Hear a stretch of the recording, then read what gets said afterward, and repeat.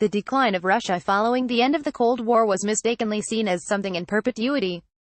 Usually it was an earth-shaking event such as the end of World War II, the dismantling of the Berlin Wall, or the breakup of the Soviet Union, which in the past led to an attempt to recreate a new world order. The terminology itself has undergone a change. We now prefer the euphemism reset. In 2018, the reset process is in place much more quietly and without a preceding jolt, unless you wish to term Donald Trump's takeover in the United States a jolt. The attempts to dismantle the globalization-based economic order and the U.S. intent towards greater isolationism under Mr. Trump could form the basis of this reset. Obviously, the first assumption on which any change is based is the regression of America's comprehensive power and the rise of alternative power centers.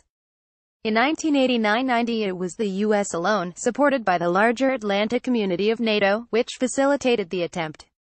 Mr. Trump's "America First" is out of sync with this, as is the notion that the country, which is the core leader of the reset, does not bear the major expenses of world leadership.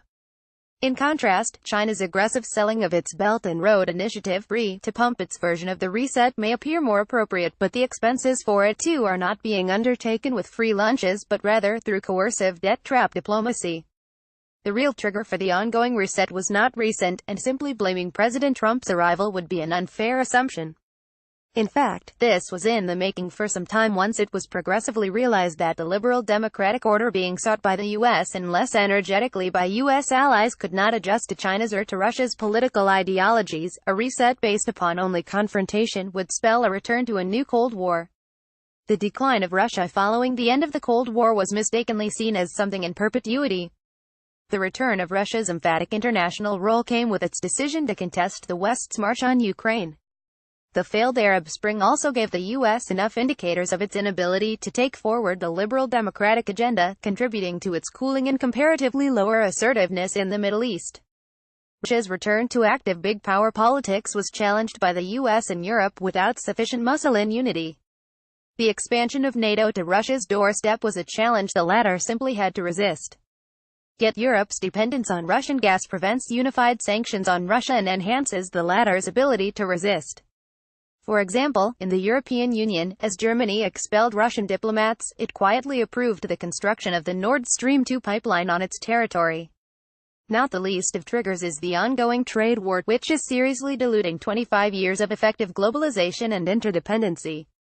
The reset is giving direction to new regional trade blocs such as the recently reported potential 16-nation regional comprehensive economic partnership, which includes ASEAN nations along with China, India, Japan, South Korea, New Zealand and Australia. This could be a reality by the end of 2018, much against U.S. interests.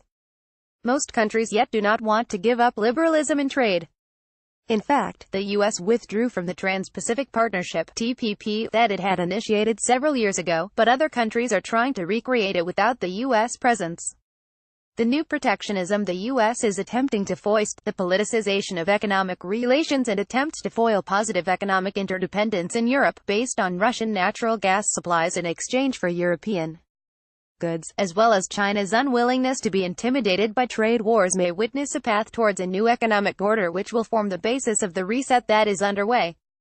While India's role in this emerging reset may yet be unclear, there are some indicators that quiet diplomacy is underway, the symptoms of which are quite obvious to keen observers.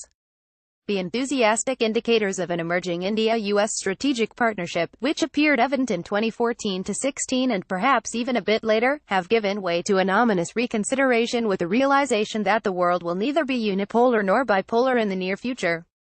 It was realized that the larger role envisaged for India in the Indo-Pacific by the U.S. would emerge in a clash with the interests of other power centers. China's support to Pakistan and its aggressive posturing in India's neighborhood were messages in response to the increasing Indian propensity to be seen to be in league with the U.S. Doklam momentarily upset Indian perceptions of vulnerability, even though it was being drawn into multilateral arrangements such as the U.S.-Japan-India equation and the so-called quadrilateral, without a full think-through on the future implications. The signals emanating from Moscow were also none too positive, and a potential Russia-China-Pakistan equation was likely to militate against Indian interests. At the beginning of 2018, a reset in India's relationships was already on the cards, and Wuhan, Sochi and Qingdao followed in quick succession. In later years, any examination of the progressive international reset will recall these meets as important waypoints. There is no closure to a process such as an international reset, as witnessed in the past.